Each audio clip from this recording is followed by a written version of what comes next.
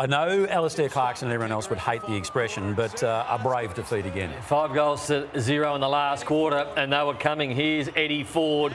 I thought Simpkin was particularly good in this last quarter. Wardlaw and this man Sheezel. Great to get him out of half-back through the midfield. That's the damage he can do. And all of a sudden we're seeing what North Melbourne can do. They've got a couple of lucky free kicks. Zurha kicked 4. And then you just thought maybe they can get over the top. Zurha kicks another one. Very exciting by the Kangaroos late. The Demons were out on their feet. This is the last play. It looked like a chest mark. Unfortunately, hands went over the back and the Demons hung on. But it was a great effort by North Melbourne, but there's some issues with the Demons. There is issues because they scored 70 points, didn't score in the last quarter, as you said, Brownie. So they're just so limited in offence, and that's an issue for them. Bailey Fritsch, yes, had a very poor night, got well beaten by Archer, but it's gone on for years, hasn't it? Yeah, it has. You've been speaking about this for years, Lordo, so they really struggled to find a forward winner. I mean, Max Gorm was lauding the performance of Harry Petty after the game. He had 11 touches and kicked 1 goal, so the standards and the expectations are low. Bailey Fritsch, was well beaten by Archer.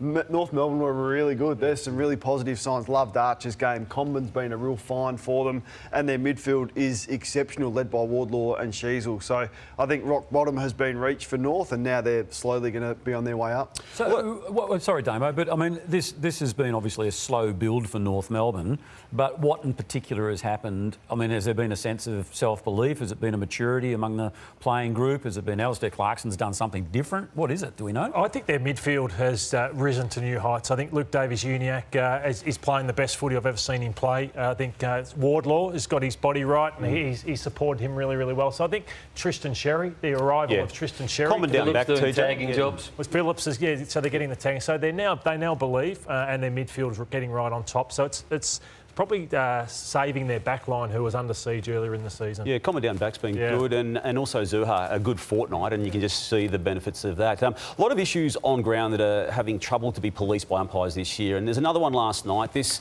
is the staging rules as it is expressed by the AFL, and you can read into that yourself, inside of Malay, not being the spirit of the game, brackets unsportsmanlike. Look, read that and then have a look at what we're going to highlight now with Stephen May being tackled here by Eddie Ford. The whistle goes, and I thought the free kick was going to be played holding the ball. This is the reverse angle of it, the one the umpire didn't see, and May's head doesn't appear to hit the ground the way he motioned that it did post the tackle. Now, he got the free kick for it. I think there's a conversation to be had around the staging element of it. I know things happen in the game that are a heat of battle and heat of moments, but that didn't appear to affect... Has to be a fine. I agree. It's one of his more embarrassing moments on the field. His head went nowhere near the ground, and then he's thrown his head into the ground and grabbed his head to suck in a free kick. So poor umpiring to let that go on so long. He should have blown his whistle earlier. I think he can be fined $1,800. And absolutely, Stephen made the umpire hadn't paid a free kick, so it was a long time, and it wasn't he paid the free kick until May held his head. So he was in the wrong position. He actually didn't see it himself, the umpire. Yeah, no, I agree, and I think there's the sensitivity around the head, and when an umpire sees a player grab his head, it's only natural too. I'm not critical of the umpire here. I mean, Stephen May has caused this problem here. So, and again, I know in the heat of the moment and the split second that May made that action too, that's all part of the conversation. And maybe we just talk about it and use it as an example from here on in. Going forward, no more, but something needs to be addressed. Well, they almost need to make it a precedent, don't they? Because if he gets away with it, if in fact it was staging, as you say, if he gets away with it, then it's going to become a tactic moving forward. Yeah. TJ, Stephen May was one of the best players on the ground. He had 18 disposals. Nick Larkey had 6. But I think we've got to address what North need over the off-season. We always thought it was they needed more backmen. I think they do.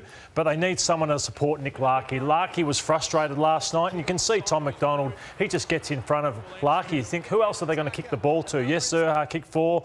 But just get numbers to Nick Larkey, because if Larkey doesn't kick 5 or 6, it's going to be very, very difficult for North Melbourne to win the game of footy. So they should start to address that. And then this is to Steve May's credit last night. The game he played on Larkey, just winning these 1v1s was sensational. The way he can read the footy off the boot, Stephen May was sensational. So as I said, 18 marks.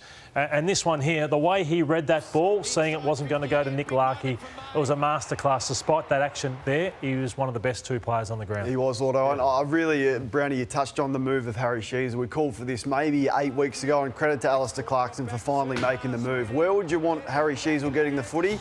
uncontested going sideways and backwards across half-back or doing this. He's a special player, and his ability to be able to win the ball in traffic but then go forward and hurt. He took a really good contested mark here late, so to see that, we probably hadn't seen that from him across half-back.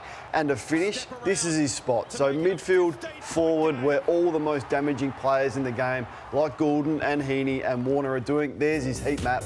Absolute perfect split of where he's winning the footy. In the first couple of months of the season, that was all across half-back, mainly uncontested, getting a stack of it. Less of the ball, more damage. Love it, and I love the way that his future is in that part of the ground. Yeah, so there was no Petrarca, so they needed a big game from Oliver. Didn't get it, unfortunately, so a lot fell onto Jack Viney last night and Sparrow, who was very, very good. So his form's right off, and I just didn't feel he worked hard through the tag of Phillips. So he got tagged, Damo, and I just didn't see the fight. I didn't see the scrap from Clayton Oliver.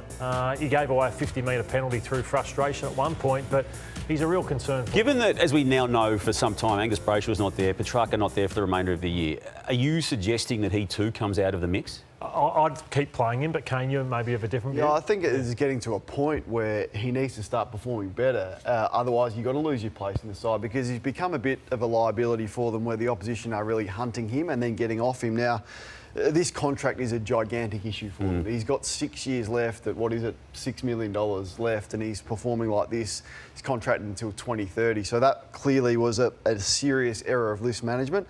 He's just got to work his way through and work harder because right now he's been exploited by the opposition. If you're another club, would you come knocking for Clayton Oliver? And if you're a Melbourne, would you consider it? No, if I was Melbourne, I would.